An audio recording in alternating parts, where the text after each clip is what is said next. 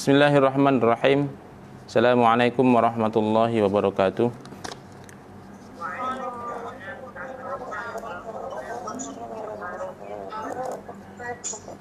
Alhamdulillahirabbil alamin. Arsala rasulahu bil huda wa dinil haqq liyudhhirahu 'alad dini kullih wa kafa billahi shahida. Asyhadu an la ilaha illallah wahdahu la syarikalah wa asyhadu anna Muhammadan 'abduhu wa rasuluhu la nabiyya ba'dah. Allahumma salli wa sallim ala sayyidil mursalin sayyidina Muhammadin wa ala alihi wa sahbihi ajma'in. Qala ta'ala ya ayyuhalladzina amanu taqullaha haqqa tuqatih wa la tamutunna illa wa antum muslimun. Shadaqallahul azim. Amma ba'du. Kepada Abi Umi yang dimuliakan Allah Subhanahu wa taala, bersyukur kita kepada Allah Subhanahu wa taala pada kesempatan pagi hari ini kita bisa bermuajahah walaupun tidak secara langsung. Kemudian tujuannya yang pertama adalah untuk menjalin dan menguatkan silaturahim antara sekolah Quran Darul Fatah dengan orang tua yang ada di rumah. Dan alhamdulillah ini adalah salah satu agenda perdana untuk kajian wali murid dan kemudian silaturahim yang pada dasarnya kegiatan ini sudah diagendakan ketika memang pembelajarannya tatap muka dan kemudian kajiannya pun akan dilaksanakan secara tatap muka. Akan tetapi qadarullah, Allah berkehendak lain sehingga kemudian kita berproses kemudian mensiasati dengan keadaan sehingga kemudian hari ini menjadi salah satu hal yang bersejarah untuk di tahun ini, yaitu kajian perdana untuk kelas 7 SMP Quran Darul Fatah. Kemudian salat dan salam tak lupa marilah kita sanjung agungan kepada Rasulullah Muhammad SAW. Semoga kita semua menjadi bagian umat Muhammad SAW yang kemudian mendapatkan syafaatnya, ya, karena memang kita berusaha untuk menjadi bagian orang-orang yang selalu mengikuti, belajar, mengikuti apa yang menjadi sunnah Rasulullah SAW. Baiklah, Abi Umi yang dimuliakan Allah Subhanahu wa taala, yang pertama kami ucapkan ahlan wa sahlan fi hadha sabah, marhaban bihudurikum. Kami ucapkan selamat datang atas kedatangan kemudian kehadiran Abi Umi semua. Mohon maaf kegiatan kita agak sedikit terlambat karena sedang proses, karena ini perdana, jadi segala sesuatunya sedang dipersiapkan. Mungkin kedepannya akan lebih baik lagi. Kemudian yang selanjutnya bagi Abi Umi yang ternyata memang belum bisa bergabung, kami menyiapkan link Facebook yang kemudian bisa juga mengikuti kajian pada pagi hari ini. Baik, Abi Umi yang dimuliakan Allah Subhanahu wa taala, kami mewakili, saya dari Waka Kesiswaan sekaligus PLT SMA Quran Darul Fatah, mewakili Kepala SMP Quran Darul Fatah Abi Ahmad Hadi Setiawan yang sedang berhalangan hadir untuk menyampaikan beberapa poin sambutan mewakili sekolah. Di antaranya adalah yang paling pertama dan yang paling utama adalah ucapan terima kasih kami kepada Abi Umi semua yang kemudian telah mendukung dan juga yang telah berusaha mengikuti proses pembelajaran secara daring. Ini adalah proses yang cukup berat karena memang hal ini tidak biasa mungkin dilakukan pada tahun-tahun sebelumnya.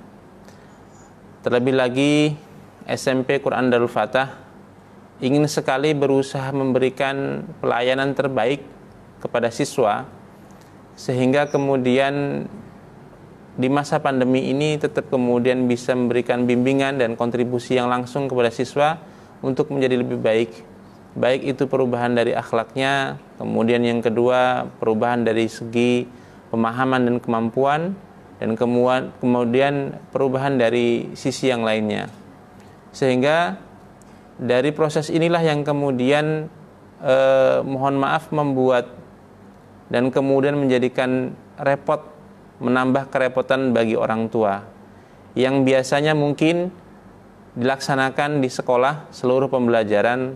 Akan tetapi pada tahun ini orang tua dituntut untuk kemudian banyak membimbing dan kemudian banyak menemani proses pendidikan ananda kita, sehingga ini cukup kemudian menjadikan diri kita sebagian kita untuk kemudian merasa kesulitan mungkin dari waktu dan sebagainya.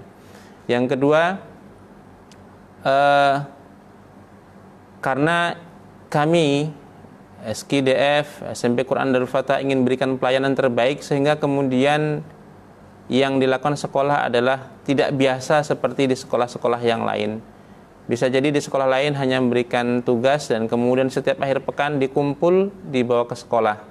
Tetapi kami berusaha memberikan pembelajaran full dari jam 7 sampai kemudian jam 2. Itu di luar jam yang halakoh yang kemudian bisa jadi tidak selesai pada hari itu atau tidak selesai pada jam tersebut. Sehingga bisa jadi ananda kita akan banyak berada di hadapan gadget, di hadapan laptop ataupun di hadapan HP, sehingga akan memiliki dampak yang lain. Di antaranya mungkin sosialnya dengan teman-teman agak berkurang. Yang kemudian yang kedua, mereka semakin dekat dengan HP, yang kemudian di dalamnya banyak hal-hal negatif yang akan bisa diakses dengan mudah oleh anak-anak kita. Jadi tujuan utama kami adalah untuk memberikan pelayanan terbaik agar kemudian tetap bisa membersamai dan membimbing anak-anak kita untuk memiliki akhlak dan kemudian menambah keilmuan dan maklumat agar menjadi lebih baik lagi.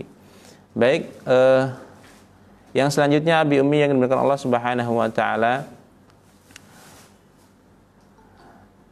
dalam proses pembelajaran daring ini tentunya banyak hal yang berat. Di antaranya berat untuk kemudian kita yang terutama yang memiliki aktivitas kedua orang tuanya di luar atau mungkin bekerja. Yang kedua, ujian berat kita adalah kita harus kemudian mengalokasikan lebih untuk kuota dan kemudian untuk pulsa.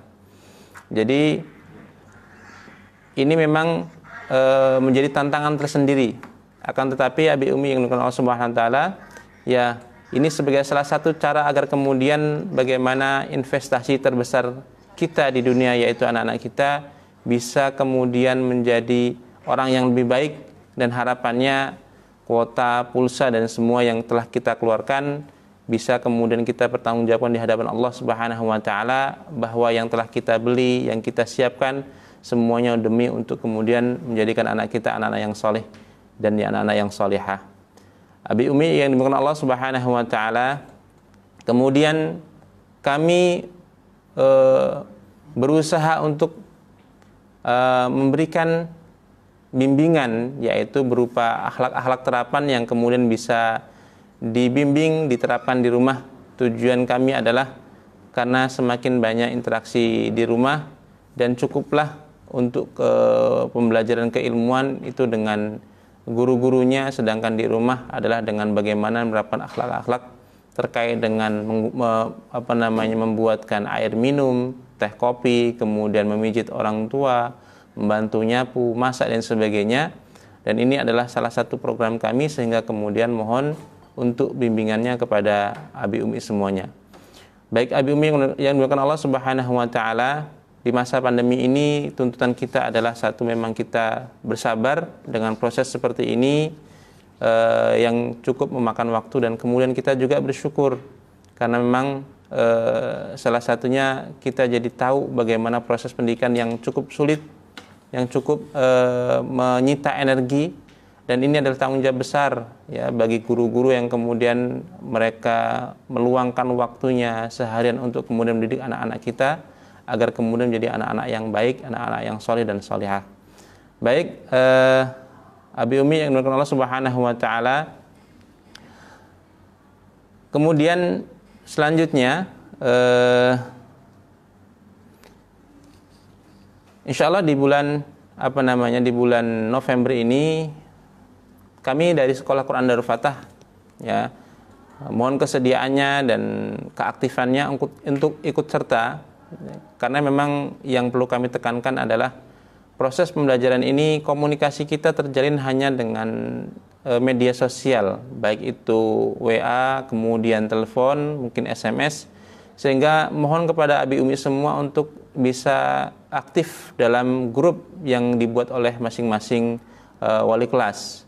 Responnya minimal ketika ada informasi ucapkan terima kasih, ada informasinya, atau mungkin kemudian ditambah dengan doa jazakallahu khairan. Dan ini adalah membuat nanti komunikasi dengan kita pihak sekolah akan menjadi lebih baik. Mohon untuk kemudian meluangkan waktu sedikit saja, kapanpun waktunya. Informasi pagi bisa dibalas di siang hari, atau mungkin di malam hari, atau mungkin esok harinya, terkait informasi atau apapun yang sudah disampaikan oleh pihak sekolah. Ini adalah salah satu cara untuk kemudian bisa membantu menyenangkan para wali kelas yang telah berusaha untuk mendampingi ananda kita, ya, dengan melalui jarak jauh, dan kemudian berikan informasi-informasi yang terkait dengan kebaikan-kebaikan anak kita. Dan mohon jadi semua abi umi semua bisa aktif, ya, minimal respon terhadap apa-apa yang apa-apa yang diinfokan dan apa-apa yang kemudian disampaikan oleh para wali kelas, yang itu adalah mewakili dari sekolah Quran Darul Fatah. Kemudian Nabi Umi yang dimuliakan Allah Subhanahu wa taala, insyaallah kesediaannya di bulan November ini kita akan ada program terbaru. Kalau di awal kita sudah mencoba dengan program MBK, mengaji bareng keluarga di waktunya di ba'da maghrib atau mungkin waktu-waktu yang lain. Di bulan November ini kita akan ada kegiatan, ya. Kalau namanya mungkin masih belum ketemu apa MBK atau apa. Kalau saya menamakan ABG, ya. Nanti Al-Fatihah bareng guru. Jadi program ini adalah nanti Sekolah Quran Darul Fatah melalui daring, kemudian PJJ akan belajar bersama Al-Fatihah dengan orang tua. Jadi dari guru-guru kita, ya, nanti baik yang langsung oleh wali kelasnya atau kemudian diwakili oleh guru Quran, untuk bersama-sama, tujuannya bukan semata-mata untuk memperbaiki bacaan secara langsung, tetapi menumbuhkan kecintaan kita dan kemudian memberikan contoh kepada ananda-ananda kita bahwasanya ternyata orang tua masih semangat untuk belajar, sehingga ini menjadi salah satu motivasi anak-anak kita untuk terus juga belajar. Dan kemudian ketika memang merasa berat, inilah kemudian kita merasa bagaimana beratnya anak kita ketika mereka harus belajar Al-Quran, kemudian berusaha untuk memperbaiki bacaannya, sehingga kemudian menjadi tambahan, ya, energi ketika kita merasa sedang tidak bersemangat. Kemudian yang kedua, mudah untuk memberikan motivasi anak kita untuk lebih baik lagi. Insyaallah di bulan November ini kita akan adakan selama 2 kali selama 1 bulan. Mungkin nanti di pekan pertama dan kemudian pekan ketiga, kehadirannya abi umi semua ditunggu, ya. Nanti kalau ingin lebih maksimal lagi, insyaallah di Darul Fatah ada kegiatan tahsin yang sifatnya untuk umum, kemudian pembelajaran Quran sifatnya umum. Nanti silakan datang langsung kepada panitia. Akan tapi dari sekolah kita bersama-sama untuk memberikan pelayanan, ya, kepada orang tua dan kemudian kepada ananda untuk bisa merasakan belajar Al-Fatihah bersama guru-guru yang ada di Sekolah Quran Darul Fatah. Kemudian karena kita ketahui kita sudah melaksanakan setoran setiap harinya, dan perlu abi umi ketahui bahwasanya guru pun setiap hari itu ada jadwal setoran, ya. Jadi baik guru-guru yang kemudian dari mata pelajaran umum maupun mata pelajaran agama, mereka minimal setiap 1 pekan harus 2 kali menyetorkan bacaannya atau menyetorkan hafalannya. Dan yang terbaru ada guru matematika yang kemudian sudah sekali duduk ujian juz 30 dari awal sampai akhir. Ini adalah salah satu upaya-upaya kami untuk kemudian di Darul Fatah bukan hanya memberikan ilmu, tapi juga terus menambah keilmuan. Termasuk harapannya kepada abi umi semua, dengan adanya belajar dan kemudian kajian ini menjadi salah satu cara agar kemudian kita terus belajar untuk menambah keilmuan kita, terutama dalam hal pendidikan. Kemudian yang terakhir kami sampaikan, sebelum nanti oleh pembacara akan dibuka misalnya sesi tanya jawab, baik secara langsung kepada pemateri Ustadz Hafiz Suyanto atau mungkin kepada pihak sekolah secara langsung, yaitu mohon berikan masukan yang membangun untuk sekolah agar sekolah menjadi lebih baik lagi dengan masukan-masukan yang arif, yang bijak, yang baik, sehingga kemudian bisa kita, kiranya memang itu baik, kemudian bisa segera kita realisasikan dalam waktu dekat, maka akan segera kita realisasikan. Ketika memang belum waktunya, kita tunggu sampai waktu yang tepat untuk kita realisasikan. Mohon kemudian masukannya, sarannya untuk kebersamaan dan kemudian kebaikan Sekolah Quran Darul Fatah agar menjadi lebih baik ke depannya. Mungkin ini yang bisa kami sampaikan, kurang lebihnya kami mohon maaf yang sebesar-besarnya. Kami akhiri, billahi taufiq wal hidayah. Assalamualaikum warahmatullahi wabarakatuh.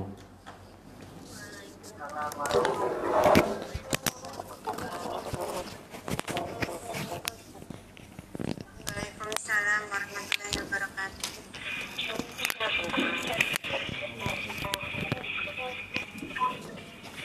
Terima kasih kepada Abi Fatur, jazakallahu khairan katsir, yang telah menyampaikan sambutan, mengutarakan apa yang menjadi tujuan beliau, tujuan sekolah, dan tujuan kita semua.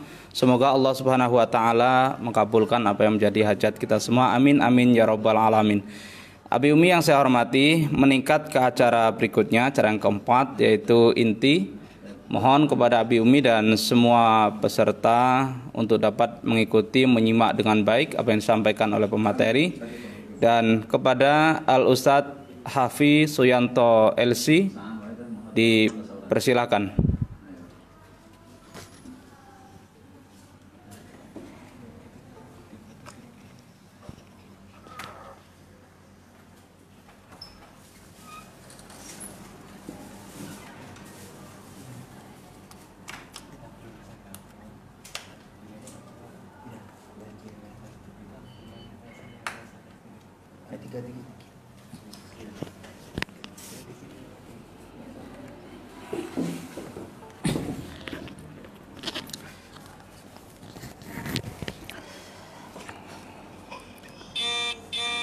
Bismillahirrahmanirrahim. Assalamualaikum warahmatullahi wabarakatuh.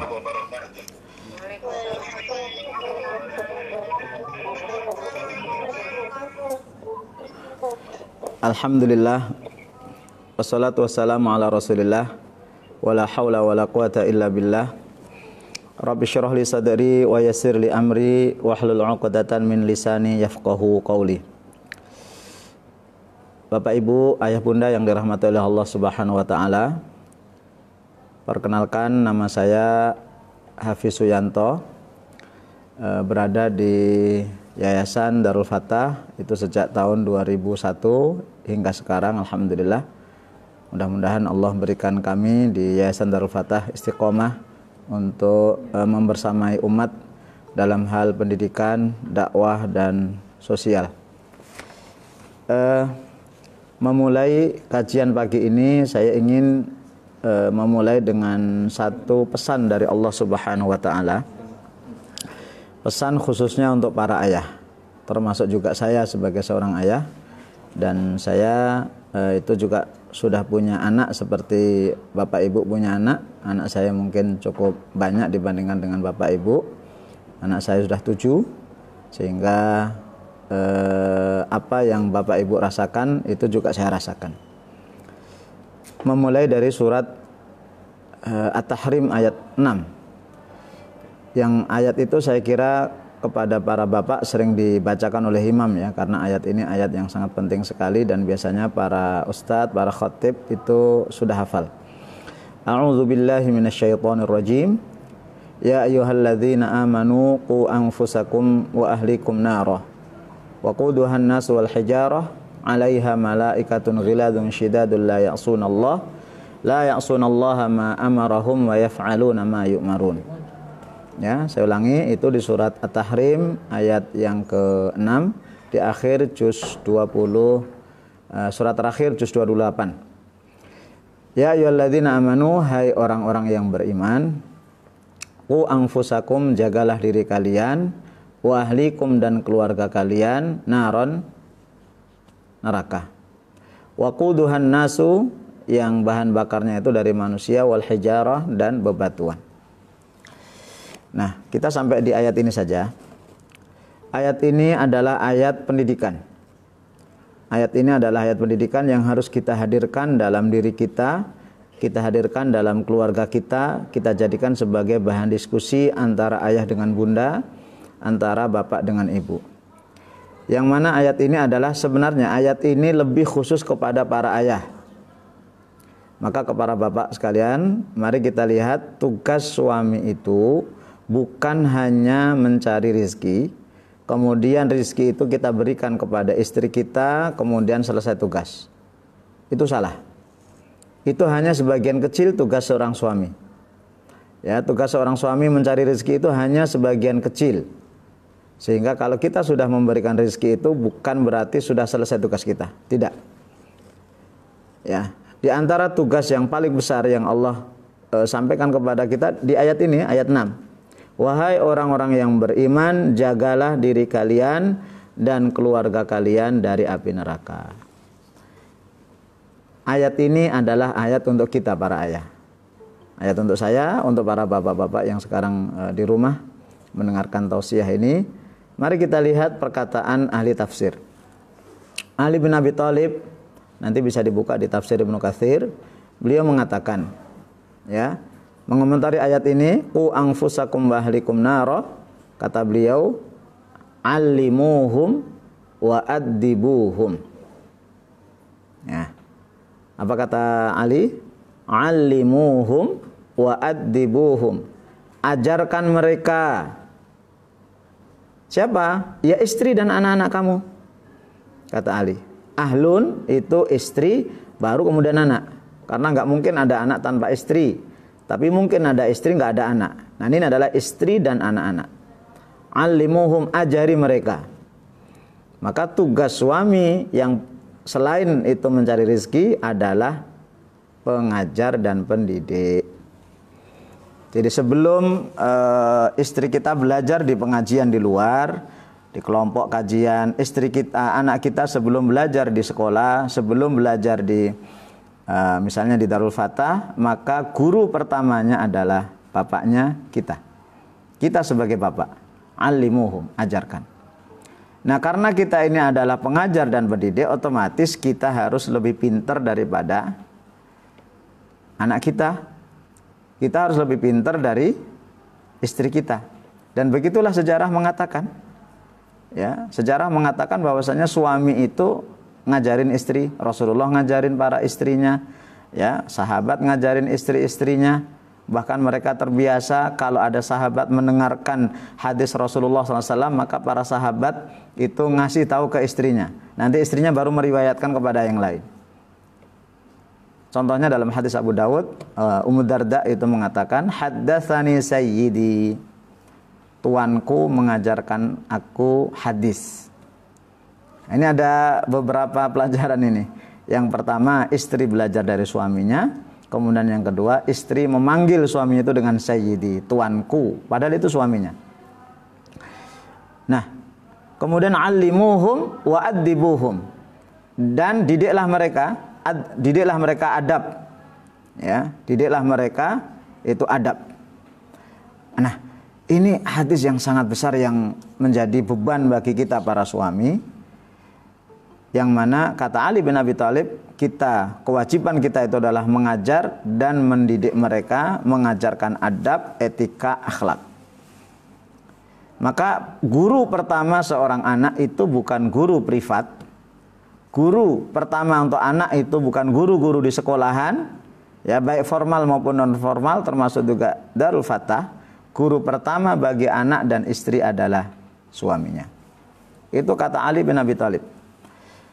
Nah, bagaimana memulainya? Itu Ibnu Abbas menafsirkan ayat ini dengan kata beliau, i'malu bi ta'atillah. Ya, i'malu bi ta'atillah. Bekerjalah, beramallah dengan cara taat kepada Allah. Bekerjalah, beramallah, caranya bagaimana? Bi ta'atillah, taat kepada Allah. Kemudian wajtanibu ma'asihi, dan jauhilah maksiat-maksiat Allah Subhanahu wa taala. Ini berarti yang pertama kali melakukan kebaikan dalam rumah tangga itu adalah ayah, suami. Yang pertama kali meninggalkan keburukan, meninggalkan maksiat di rumah tangga itu adalah ayah atau suami, nanti diikuti oleh istri, kemudian diikuti oleh anak. Nah, kenapa ini saya sampaikan ayat ini ke pengajian bapak-bapak dan ibu-ibu orang tua? Pertama, karena kita sekarang di masa pandemi. Ya, masa pandemi yang mana anak-anak lebih banyak dibersamai oleh orang tua, bukan dibersamai oleh guru. Nah, sehingga yang paling tahu tentang anak-anak itu adalah bapak ibu guru semuanya, bapak ibu semuanya. Guru hanya lihatnya ketika di daring. Sehingga kadang-kadang kita lihat ada anak-anak yang kalau di sekolah itu alim, tapi kalau di rumah ternyata enggak. Maka bapak ibu lah yang paling tahu tentang anak-anak. Kemudian yang kedua, tanggung jawab pendidikan yang paling utama itu adalah orang tua. Ya, orang tua termasuk saya. Anak saya 7, itu juga tanggung jawab saya semuanya dan bersama istri. Nah, bapak ibu yang di rumah itu juga punya tanggung jawab yang sama. Nah, jadi sebelum tanggung jawab itu dilimpahkan ke ke guru-guru yang ada di Darul Fatah, di pondok pesantren yang lain, itu tanggung jawab itu ada di pundak kita, dan nanti Allah yang pertama kali tanya itu adalah kita, bukan guru. Guru itu nomor sekian.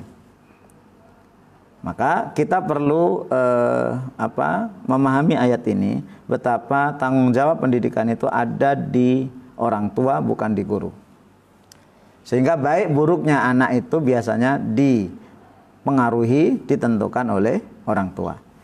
Maka ada seorang ayah yang datang kepada Umar bin Khattab, kemudian lapor, ya Rasulullah, ya Abu Bakar, ya Khalifah wa Amirul Mukminin, anak saya durhaka. Anak saya durhaka, ngelawan saya dan bla bla bla bla bla. Dipanggillah anak itu, betul kamu itu ngelawan sama orang tuamu, kamu durhaka. Betul. Nah, lalu dinasihati dan dimarah oleh Umar bin Khattab. Kemudian anak itu mengatakan, wahai Amirul Mukminin, apa kewajiban orang tua kepada anak? Kata beliau 3. Yang pertama memilih istri yang baik, kemudian yang kedua memberikan nama yang terbaik, kemudian yang ketiga mendidik yang terbaik. Kata anaknya, wahai Amirul Mukminin, 3-tiganya saya tidak dapat dari ayah saya. Yang pertama, ayah saya mengambil istrinya, yaitu ibu saya. Dia adalah orang Yahudi, sampai sekarang masih beragama Yahudi ibu saya. Yang kedua, saya diberi nama yang tidak baik, nama saya Ju'al. Ju'al itu bahasa Arab Bapak Ibu, artinya sayembara. Kok nama anak-anaknya namanya sayembara? Kemudian yang ketiga, saya tidak pernah dididik dan tidak mendapatkan kasih sayang. Begitu mendapatkan laporan itu, Umar bertanya kepada bapak, apakah betul begitu? Iya Khalifah. Kemudian Umar bin Khattab marah dan mengatakan, sungguh kamu telah durhaka kepada anak kamu sebelum anak kamu durhaka kepada kamu. Nah, itu kewajiban kita di ayat ini. Yang pertama tadi adalah karena anak-anak kita sekarang di masa pandemi dibersamai oleh bapak ibu. Kemudian yang kedua, masih banyaknya salah paham di antara para keluarga, bahwasanya pendidikan itu adalah kewajiban ibu. Yang kedua, pendidikan itu adalah kewajiban sekolah. Enggak. Islam itu mengatakan pendidikan itu adalah kewajiban para ayah. Ya, kewajiban para ayah. Dan kita ingin dengan bapak ibu bergabung di Darul Fatah. Satu, kewajiban bapak ibu itu sebagai pendidik itu semakin meningkat. Gak mungkin pendidikan itu hanya diandalkan kepada Darul Fatah, apalagi masa sekarang seperti ini. Hampir mustahil, lebih lagi pada masa daring. Ya. Kemudian yang berikutnya, kita ingin dengan bapak ibu bergabung Darul Fatah itu hubungan antara suami istri itu semakin mesra, semakin romantis, semakin baik. Karena ketika orang tua itu antara suami istri itu tidak ada masalah, atau seandainya ada masalah kecil, itu sangat berpengaruh kepada anak-anak. Maka salah satu tujuan nanti pengajian bulanan di Darul Fatah itu merukunkan antara suami istri. Ya, karena kalau suami istri itu sudah rukun Bapak Ibu, itu separuh pendidikan itu sudah selesai. Ya, separuh pendidikan sudah selesai. Nah, kemudian yang ketiga, ya, alasan yang ketiga, kita ingin anak-anak kita itu yang menyentuh pendidikan pertama kali itu adalah kita, karena anak-anak kita ini adalah anak-anak yang aset kita dunia akhirat. Bapak Ibu kalau ditawarin bisnis begini, Bapak Ibu punya uang misalnya 1 miliar lah misalnya, kemudian Bank A menawarkan sebulan 1%. Ya, kita tidak berbicara masalah haramnya. Bank B menawarkan 10%, Bank C menawarkan 15%. Saya yakin semuanya kita sepakat kita ingin meletakkan uang kita itu di Bank C. Kenapa? Karena dia memberikan bonus yang sangat besar, sangat banyak sekali. Nah, pun demikian dengan anak. Anak itu adalah investasi yang paling mahal. Bagaimana tidak mahal? Sejak kita menikah, istri kita itu hamil, itu sudah mengalir pahala. Ketika istri kita melahirkan, sudah mengalir pahala. Ketika istri kita menyusui, kita memberikan rezeki kepada istri, sudah mengalirkan pahala. Bahkan ketika anak kita itu sudah besar, kemudian kita meninggal, itu mengalirkan pahala. Sehingga investasi ini adalah investasi jarak jauh, jangka yang sangat panjang sekali. Sangat panjang sekali. Maka kewajiban kita sebagai orang tua untuk mendidik anak itu nggak boleh terlepas. Ini poin pertama yang ingin saya sampaikan. Intinya adalah pendidikan itu kewajiban kita bersama, ya. Kewajiban terutama para ayah bunda. Nanti masalah di mendidik anak itu ada masalah, ya kita selesaikan bersama. Yang penting dicoba dulu, ya. Yang penting dicoba dulu. Ya, masalah nanti mohon maaf misalnya kita uring-uringan dengan anak, dicoba dulu. Jangan melepaskan tanggung jawab. Jangan anak itu maunya bagus tanpa ada campur tangan orang tua. Mustahil. Ya, saya katakan mustahil. Dititipkan ke orang, dibawain guru privat dan seterusnya. Mustahil. Ya, dan seandainya nanti kita itu seperti itu, misalnya anak kita baik, sementara itu kita nggak ada peran di situ, Allah akan tetap bertanya kepada kita. Nah, kemudian poin yang kedua. Ini kaitannya dengan pendidikan anak-anak daring, ya. Dengan segala kesibukan kita, tentunya kita tidak bisa mengawasi anak-anak, ya, tidak bisa mengawasi anak-anak untuk membersamai mereka. Maka alhamdulillah jazakallah khairan kepada para ustadz di Sekolah Quran Darul Fatah yang berusaha semaksimal mungkin melayani dengan sebaik-baiknya, walaupun itu tidak maksimal. Saya katakan tidak maksimal. Daring itu tidak maksimal. Saya juga punya anak yang daring itu juga tidak maksimal. Beda dengan masuk. Tapi karena memang kondisi seperti ini, ya mau nggak mau. Dan ini adalah kesempatan kita kepada orang tua untuk biar bisa merasakan ini loh rasanya didik itu seperti itu. Rasanya didik itu seperti itu. Makanya ayo kita didik bersama. Nanti kalau ayah bunda ada masalah, tanya aja, saat saya punya anak seperti ini, ya kita selesaikan bersama. Nanti kemudian kita coba, ya kita coba. Kira-kira ada perubahan atau tidak. Kemudian ada masalah lagi, kita coba lagi, kita diskusikan. Dan ternyata akhirnya kita punya kesimpulan, ternyata mendidik anak itu ya nikmat. Masalah pasti ada. Orang dengan istri aja kita ada masalah. Nah, ini dengan anak itu ada masalah, apalagi masa-masa SMP ke atas itu sudah mulai anak-anak itu kenal dengan dunia luar, kemudian ngeyel dan seterusnya. Itu ada. Dan itu harus kita selesaikan bersama-sama. Jangan jangan cuci tangan. Enggak mau, pokoknya ini adalah kewajiban para guru. Enggak bisa. Tidak seperti itu. Mau baik mau anak-anak kita itu di DF maupun di pondok pesantren. Nah, ayah bunda yang dirahmati oleh Allah Subhanahu wa taala, kaitannya dengan daring, saya ingin menyampaikan sebuah ayat Allah Subhanahu wa taala di surat An-Nisa ayat 6. Wa badalul yatama hatta idza balagun nikaha fa in anastum minhum rusydan fadfa'u ilaihim amwalahum. Ayat ini juga kaitannya dengan ayat pendidikan. Ya.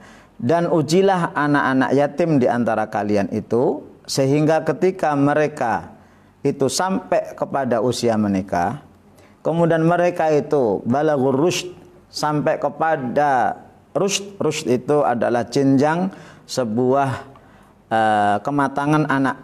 Fadfa'u ilaihim amwalahum, maka berikanlah harta itu kepada mereka. Ayat ini panduan kita sebagai orang tua kepada anak, kapan anak-anak itu kita beri fasilitas. Ya. Kalau kita melanggar ayat, nanti timbulnya rumah tangga akan rusak. Ingat, dihafal baik-baik. Kalau ada ayat perintah atau ada ayat larangan, kemudian dilanggar, pasti akan menimbulkan kerusakan. Dan sebaliknya, ketika ada ayat atau hadis, ya, yang itu ada perintah dan larangan, kemudian kita amalkan, pasti akan menimbulkan keberkahan. Walaupun butuh waktu yang lama. Nah, ini intinya adalah kita tidak boleh memberikan fasilitas kepada anak-anak melebihi umurnya sebelum anak itu berumur rusyd. Sebelum anak-anak kita itu rusydan. Rusydan itu apa? Rusydan itu secara umum adalah matang. Ya, matang bisa membedakan antara yang baik dengan yang buruk. Bisa membedakan antara yang halal dengan yang haram. Bisa membedakan antara taat dengan maksiat. Umur berapa? Ulama tidak ada yang membatasi ini umur. Kalau baligh itu beda. Baligh itu rata-rata 12 maksimal 15 dalam mazhab Syafi'i. Artinya kalau anak udah umur 15 tahun itu sudah baligh walaupun belum mimpi atau belum haid. Tapi kalau ar-rusyd itu ada yang sebelum baligh sudah rusyd. Ya, karena pendidikan yang baik itu sejak umur 9 tahun sudah tahu ini baik, ini tidak gitu ya. Tapi sampai ulama mengatakan hatta sekalipun sudah menikah atau umurnya 100 tahun tapi belum bisa membedakan mana baik, mana buruk, itu belum rusyd. Dan bisa jadi kita sebagai orang tua bisa jadi belum sampai pada tingkatan rusyd. Belum bisa membedakan ini baik, ini tidak. Kita lebih dikendalikan oleh nafsu kita. Nah, kaitannya dengan fasilitas anak itu misalnya yang pertama, kita beri anak yang namanya HP. Oke? HP. Ya, HP atau laptop atau apalah dan seterusnya, sejenisnya itu. Nah, diberikan dalam dua bentuk. Yang pertama kita pinjemin. Ya, jadi kita punya HP. Begitu anak kita itu butuh, kita kasih. Nah, begitu sudah selesai, kita ambil lagi. Ini cara pertama. Dan ini cara yang paling aman. Cara paling aman. Nah, cuma kadang-kadang ayah bunda itu kan kerja, nggak mungkin HP-nya itu ditinggal. Walaupun itu bisa. Nah, cara kedua, itu kita berikan HP itu kepada anak-anak. Kita belikan HP-nya, kuotanya, dan seterusnya. Nah, kita akan lihat anak-anak itu rusyd atau tidak. Itu lewat HP salah satunya. Nah, awalnya dalam daring itu biasanya anak-anak itu alasannya daring, Pak. Daring ya. Ya, begitu daring ya, baik daring. Belajar. Begitu belajar selesai, nunggu jeda pelajaran berikutnya, anak-anak mulai buka-buka dan seterusnya. Ya. Dan tanpa diajari, anak-anak kita itu lebih pintar daripada kita. Ngedownload, ya, kemudian punya gamenya disembunyikan di tempat yang tersembunyi, yang kita nggak tahu. Hebat luar biasa anak-anak itu. Nggak diajarin, dari mana dia tahu? Wallahu alam. Pintar, ya pintar. Pernah anak saya seperti itu. Ya, tapi alhamdulillah selesai. Maka kita lihat anak-anak itu sudah sampai tingkat rusyd atau belum, lihat HP-nya. Ayah bunda coba dicek. Ya, kan bisa itu aplikasi, nanti tanyalah ke yang ahlinya. Ini anak-anak saya ini mengakses HP ini untuk apa aja, bisa dibuka itu aplikasinya. Kalau itu kita ada atau kita tidak ada, kok ternyata anak-anak kita itu bukanya itu yang baik-baik, ucapkan alhamdulillah, berarti anak kita sudah sampai rusyd. Oh, ini nggak boleh. Oh, ini nggak boleh. Biasanya yang pertama ya game, ya, kemudian yang kedua adalah YouTube. Dua itu, ya, film lah itu. Maka kita lihat, begitu anak-anak kita itu, oh Masya Allah, dari awal punya HP sampai terakhir dilihat. Kan ada caranya itu ya. Oh, ini alhamdulillah, ini aman. Maka anak layak untuk diberi HP. Ya, nak, ini bapak kasihkan HP, tolong dipakai sebaik mungkin. Ya, kalau masalah dia chattingan atau apa dengan temannya, ya wajar lah. Selama itu masih dalam batas-batas yang baik. Itu berarti anak kita sudah sampai rushd, walaupun umurnya baru kelas 7 SMP. Tapi bisa jadi, ya, kebalikan yang kedua, anak-anak kita kasihkan HP Bapak Ibu.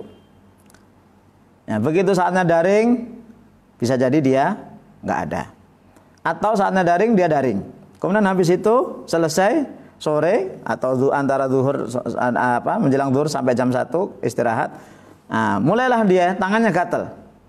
Yang buka ini, buka itu dan seterusnya. Begitu kita cek, la haula wala quwata illa billah, ternyata anak kita itu mengakses pertama ya game, yang kedua naudzubillah film-film yang haram. Ucapkan inna lillahi wa inna ilaihi raji'un. Silakan sesekali anak-anak HP anak-anak itu diambil. Nah, kemudian kalau kita itu menghadapi seperti itu, yang pertama dievaluasi apa? Bisa jadi kita orang tuanya. Ingat, ya ayyuhalladzina amanu qu anfusakum wa ahlikum nar. Karena saya mohon maaf, mungkin sudah tua atau mungkin ada yang lebih tua dari saya, ketika kita berbuat maksiat, terang-terangan atau sembunyi-sembunyi, wallahi itu akan berpengaruh kepada istri kita dan anak kita. Wallahi Pak, saya berani bersumpah itu. Kalau kita berbuat maksiat terang-terangan atau sembunyi-sembunyi, orang nggak tahu, wallahi itu akan berpengaruh kepada istri dan anak kita, berpengaruh komunikasinya, kebaikannya, kesolehannya. Kebalikannya, wallahi seandainya kita melakukan kebaikan terang-terangan atau sembunyi-sembunyi, wallahi itu akan berpengaruh kepada istri dan anak-anak kita. Maka begitu anak kita itu, loh, kok ini Masya Allah, ini dari jam 4 sore sampai jam 6 game terus. Tanya, bapaknya main game atau tidak? Nah, itu aja udah. Nggak usah jauh-jauh, nggak usah teori-teori jauh-jauh, udah. Itu teori Islam begitu. Ku anfusakum wa ahlikum naro. Loh, ini anak perempuannya kok WA itu, ya Allah, ribuan ini. Tanya ibunya seperti itu atau tidak? Nggak usah jauh-jauh. Na'udzubillah, anaknya mengakses film-film yang dilarang oleh agama. Ya, alhamdulillah setahu saya itu sejak zamannya Pak Tifatul sudah diblokir. Wallahu alam, saya nggak tahu sampai sekarang gimana. Itu kita lihat, wih, la haula wala quwata illa billah. Kok anak-anak kita tuh mengakses gitu? Tanya bapaknya kayak gitu apa enggak? Ibunya itu apa enggak? Jawab jujur. Dah gampang. Pendidikan seperti itu gampang. Jawab dengan jujur. Ingat, kebaikan orang tua itu akan mengalir kepada anak-anak, keburukan orang tua mengalir juga kepada anak. Itu kemungkinan pertama. Kemungkinan kedua, orang tuanya enggak. Bapaknya enggak, ibunya enggak, rezeki yang diberikan udah halal, dipastikan halal, tapi anaknya masih seperti itu. Berarti anak kita belum rusyd. Termasuk tadi, kita orang tua, ayah, bunda, kok kita itu dengan HP itu, ya Allah, sebegitunya, ya, sampai kalau kita itu nggak megang HP 1 jam aja kayak mau mati.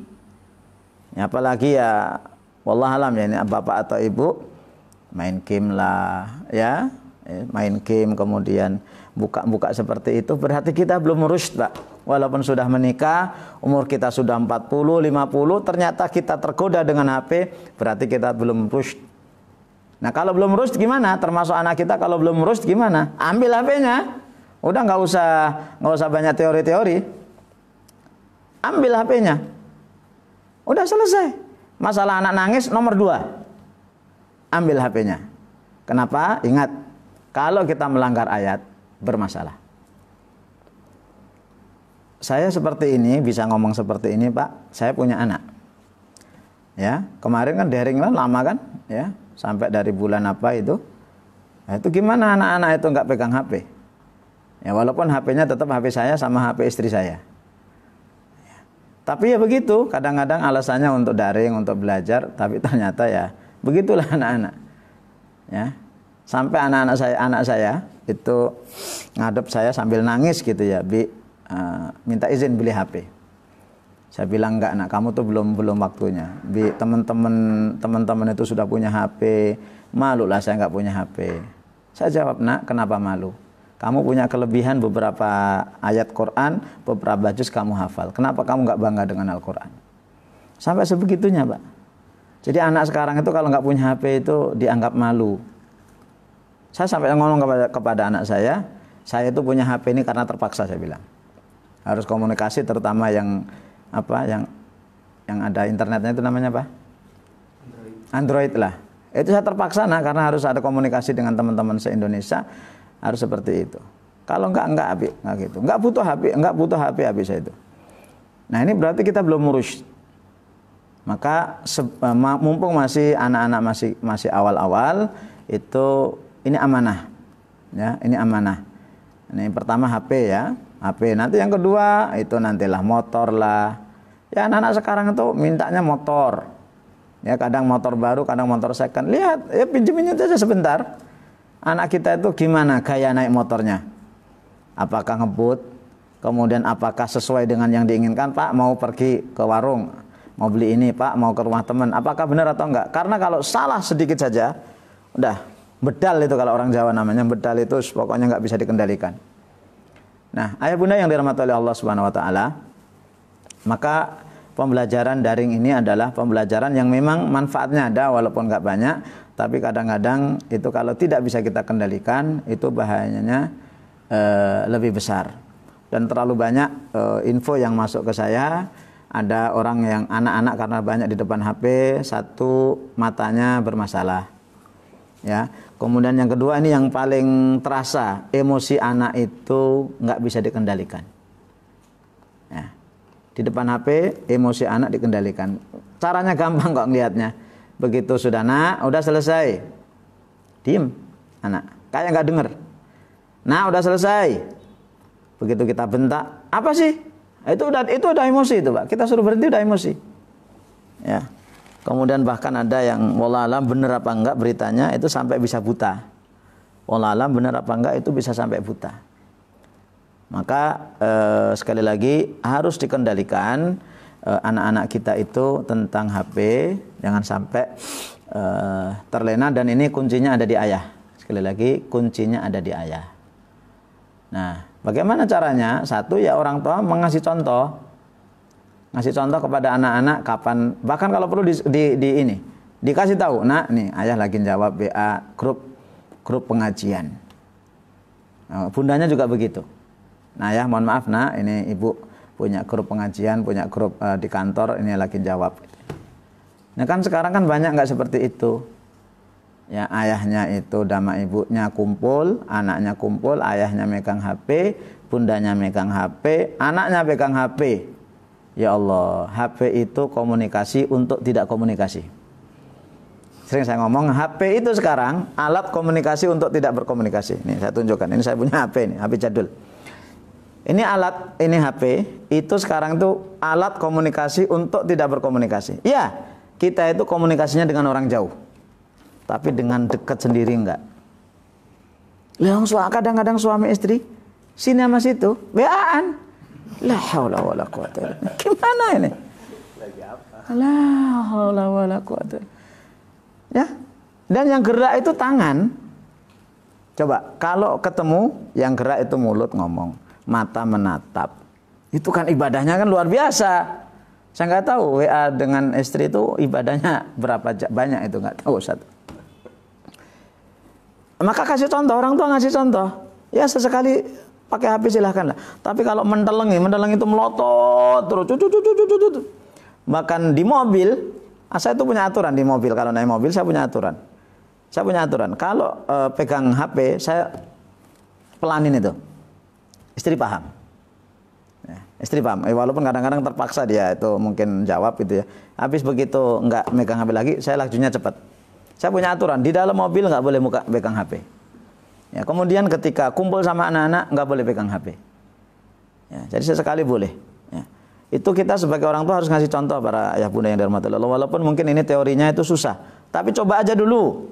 Ini belum apa-apa sudah nggak bisa Ustaz, coba aja belum. Ya, dicoba dulu. Kalau kumpul sama anak-anak, HP itu mbak ya disimpan gitu loh. Ngobrol, bercengkerama, apalah cerita apa gitu. Nanti kalau udah biasa, Masya Allah anak-anak itu nggak punya HP nggak apa-apa. Ya, nanti disibukkan dengan yang lain, kumpul bareng, ngobrol.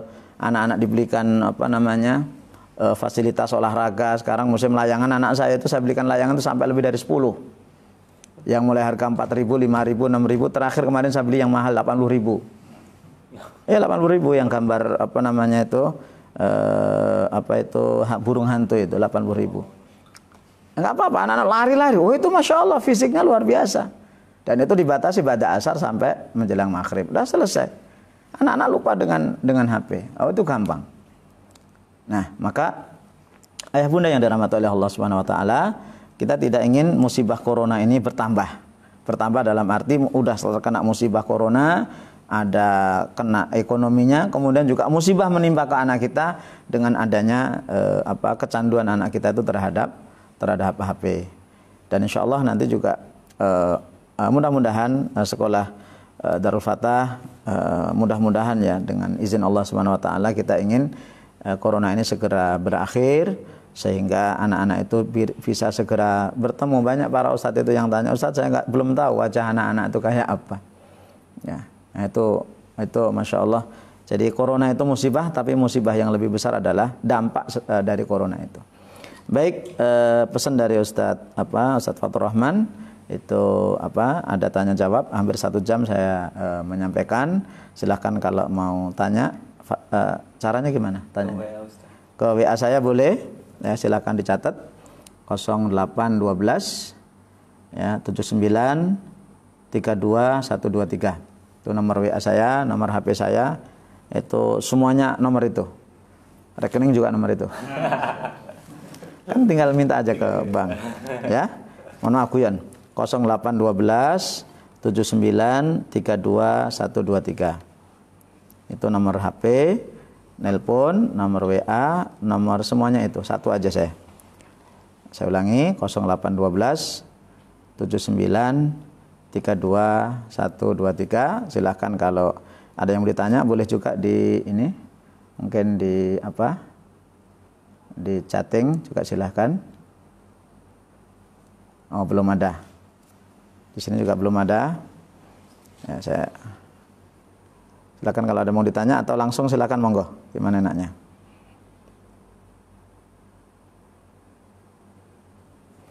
Ya. Silakan. Ustaz, saya mau nanya Ustaz. Ya silakan. Ketika anak kita belum rus tadi ya dikatakan ketika untuk memegang HP, nah itu bolehkah kita sebagai orang tua itu ya memukul ketika emang keterlaluan, ketika emang susah berat untuk diarahkan? Mungkin itu aja Ustaz. Ya. Baik, ini ada pertanyaan yang langsung gimana dengan anak kita yang tidak bisa dikendalikan dengan HP-nya, apakah boleh kita pukul anak kita? Sebenarnya yang paling bagus jangan mukul orangnya, HP-nya yang dipukul, dibanting. Oh, iya. Jadi begini, memukul itu ada tahapannya para ustaz, para ayah bunda.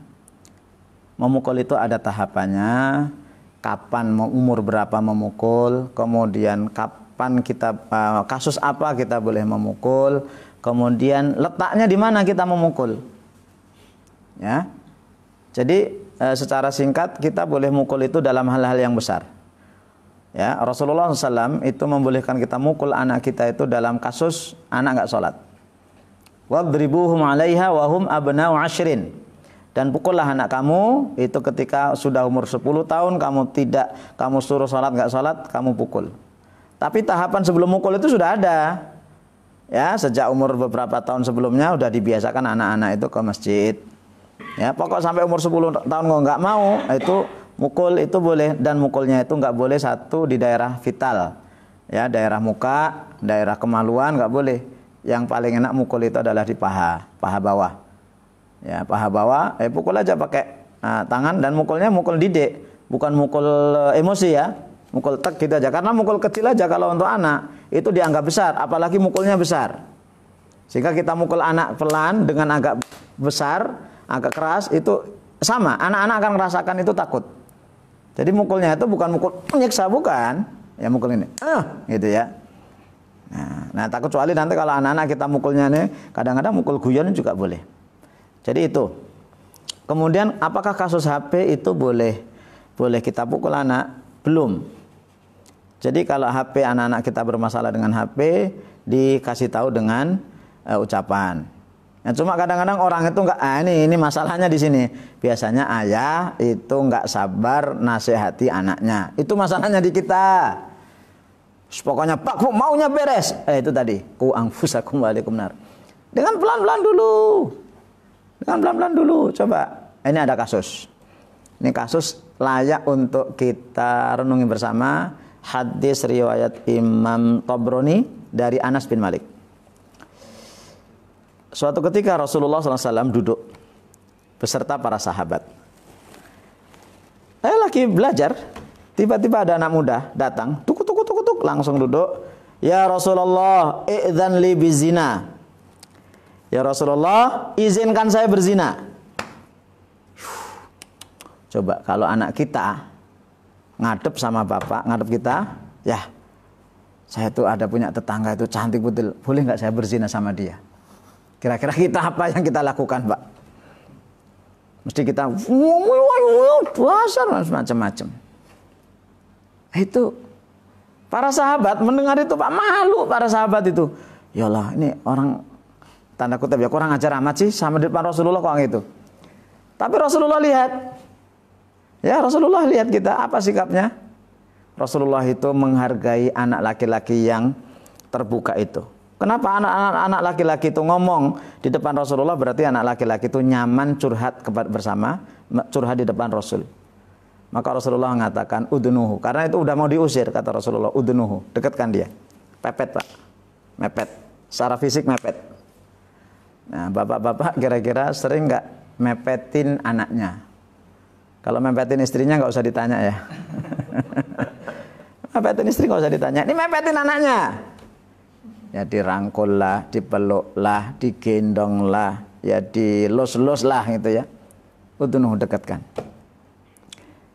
Kata Rasulullah, Rasulullah ingin memberikan curhatnya itu. Kamu pengen zina? Iya ya Rasulullah. Anak muda ya, anak muda itu ya muda itu mungkin SMA lah ya. Gejolaknya itu tinggi sekali. Kata Rasulullah, kamu mau ibumu dizinai? Ini coba. Jawabnya gitu, bukan begitu. Saya berzina ya Rasulullah. Rasulullah jawab, wala taqrabuz zina innahu kana fahisyatan wa sabila. Zina dosa besar, zina begitu enggak. Rasulullah dialog. Kamu mau ibu kamu dizinai? Marah dia. Enggak mau ya Rasulullah. Semua orang enggak mau ibunya dizinai. Baik. Kamu kalau punya anak perempuan atau punya adik perempuan, mau dizinai? Enggak ya Rasulullah. Kamu kalau punya bibi, mau dizinai? Kamu kalau punya bibi dari ibu, mau dizinai? Kamu kalau punya saudara, mau dizinai? Bla bla terus gitu. Kata Rasulullah, begitulah semua orang tidak mau perempuannya itu dizinai. Poin pertama, Rasulullah dialog. Poin yang kedua, dan ini jarang kita lakukan. Rasulullah mendekatkan diri, kemudian tangan Rasulullah yang mulia itu diletakkan di dada anak muda tadi. Sentuhan, Pak. Ini sentuhan fisik itu penting. Jadi kalau ada orang teori barat mengatakan usaplah kepala anak-anak, itu Rasulullah udah ngajarin, Pak. Enggak usah kita pakai teori-teori barat. Kadang Rasulullah kepala, kadang pundak, ya. Itu Rasulullah dada. Kemudian Rasulullah berdoa. Dan 3 hal yang diminta. Allahumma ighfir dzambahu wa hassin farjahu, ya, wa tahhir qalbahu. Ya Allah, ampunilah dosa anak muda ini. Jagalah kemaluannya dan sucikan hatinya. Itu Pak ditutup dengan doa. Apa kata Anas bin Malik yang menyaksikan peristiwa itu? Demi Allah, setelah itu anak itu tadi adalah baik terus. Baik terus. Coba kalau kita bakbuk gitu. Anak-anak tambah runyam dan gak berani lagi curhat. Makanya kalau ayah bunda anaknya curhat itu dengerin dulu. Walaupun curhatnya itu nyeleneh. Ya bunda, saya tuh kalau sama perempuan itu kok hatinya gimana gitu. Ucapkan alhamdulillah nak gitu ya. Kenapa alhamdulillah? Karena senangnya sama lawan jenis berarti normal. Itu ucapkan dulu alhamdulillah. Alhamdulillah kamu normal nak. Gitu loh. Ya bunda. Nah, langsung aja tantang, kamu udah mau nikah? Oh, belum ya, kalau belum nanti dulu. Ada saatnya nanti nikah. Baik, itu ya. Jadi HP itu dinasihati secara ini. Kemudian yang kedua ya kalau lihat itu dulu. Nah coba. Ini lihat. Kamu buka ini manfaatnya apa? Terus disampaikan secara akidah. Nak, kamu walaupun ayah nggak ada, bunda nggak ada, Allah melihat nak. Coba lihat tek ini nih. Ini manfaatnya apa? Nggak ada manfaatnya. Nah, itu dinasihati. Jangan dipukul, Pak. Ya, jangan dipukul. Kemudian, Assalamualaikum, bagaimana cara menasihati anak dari pengaruh lingkungan luar, terutama saudara. Ketika berkumpul anak-anak, cepat sekali pengaruh buruknya. Betul. Anak itu usia SMP kelas 1, terutama ya, atau SD kelas 6, kurang lebih umur 11 tahun, sampai SMA itu gampang dipengaruhi oleh orang. Itu memang sudah fitrah manusia. Maka apa yang harus dilakukan? Sebelum itu Bapak Ibu, ketika anak kita sudah umur 4-5 tahun, itu sudah mulai mengenal dunia luar, atau 6 tahun pasnya. Maka kalau umur seperti itu, yang pertama kali yang harus dilakukan adalah memperkenalkan di daerah yang paling baik dan orang-orang yang paling baik.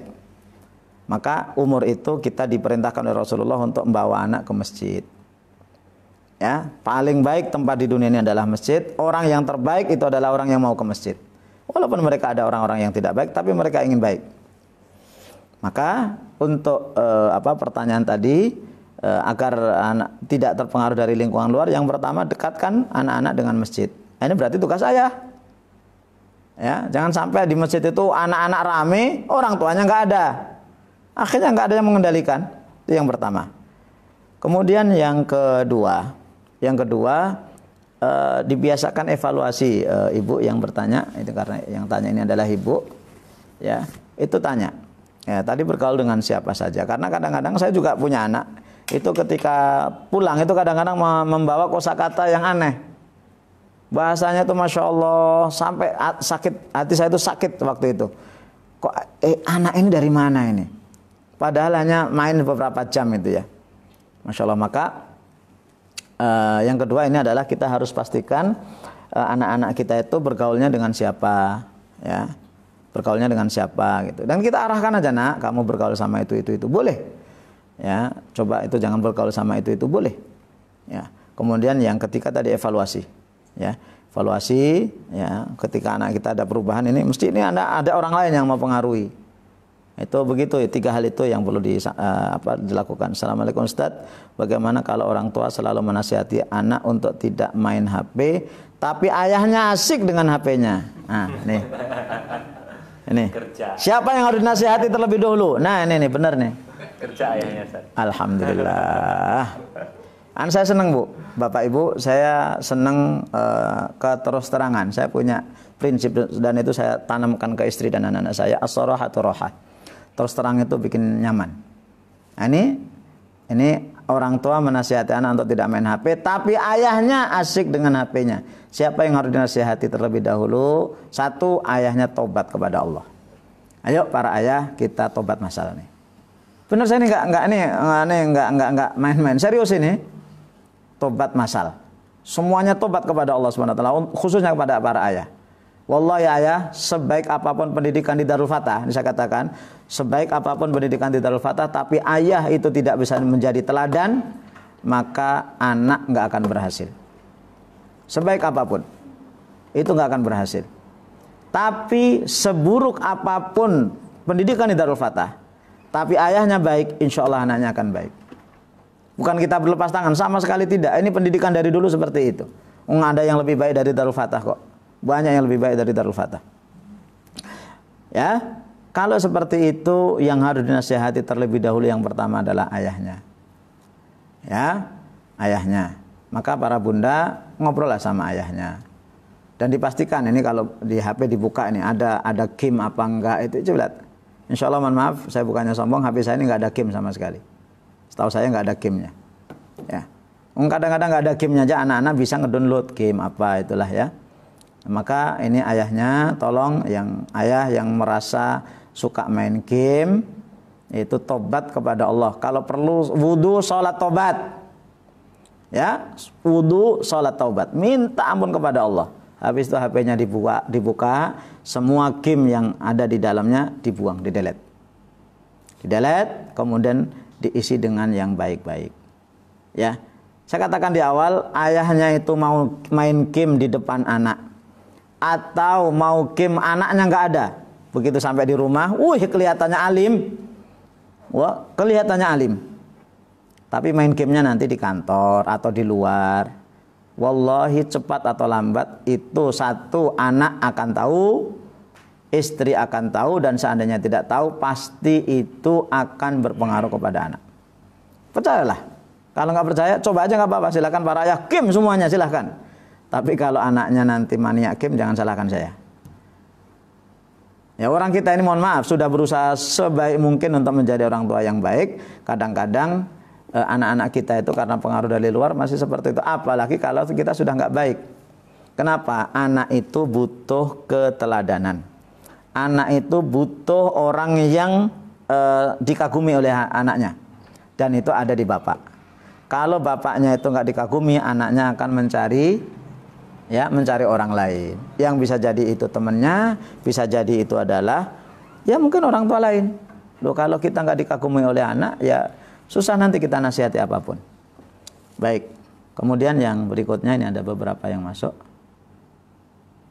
Assalamualaikum Ustadz, anak saya suka main game, padahal kami orang tuanya nggak suka main game. Bagaimana solusinya? Nah, gampang. Solusinya gampang, satu, HP-nya ditarik. Oh, udah selesai.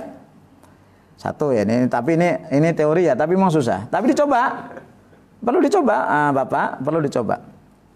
Kemudian yang kedua, dihapus. Kalau masih seperti itu berarti anak belum rusyd ini. Anak-anak belum rusyd, perlu HP-nya diambil. Karena kalau enggak kecanduan, dan Bapak Ibu tahu gimana kalau anak kecanduan, bayangkan. Dan itu banyak kita lihat. Banyak kita lihat itu di kalangan kaum muslimin. Begitu kita silaturahmi ke orang, anak pegang HP. Masuk, bukannya salaman, bukan apa, gini, pegang HP, cuek. HP ini kalau nggak hati-hati bikin cuek, ya, bikin cuek. Dan udah, coba perhatikan, saya bukan sekali dua kali lihat. Karena main game, anaknya main game, disuapin sama ibunya makan itu. La kuat sambil main game ini, ya Allah, ini gimana ceritanya? Sampai nggak sempat, belum nanti pengaruh ke sholat. Maka cara pertama adalah anaknya dinasihati. Kalau Mas, alhamdulillah kalau mau. Kalau nggak mau, lebih dahsyat lagi. Dikasih jam waktu. Kalau nggak mau, itu nanti nggak dibeliin kuota. Ya, terutama kalau gamenya game apa? Online. Tapi kalau nggak online, tadi dihapus. Kalau nggak, ambil HP-nya. Kasih ketika nanti ada pelajaran. Ya, kalau misalnya dua-duanya suami istri kerja, ya udah ngasihnya sebelum kita bekerja. Ya, kemudian nanti ketika pulang langsung ambil. Itu paling tidak untuk mengurangi apa namanya kecanduan anak.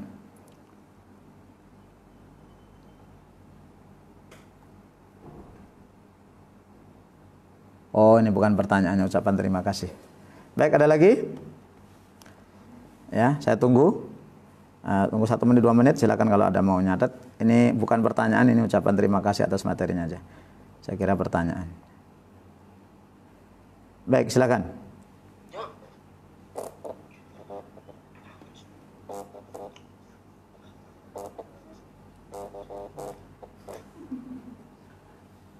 Ada? Ini belum ada nih kayaknya.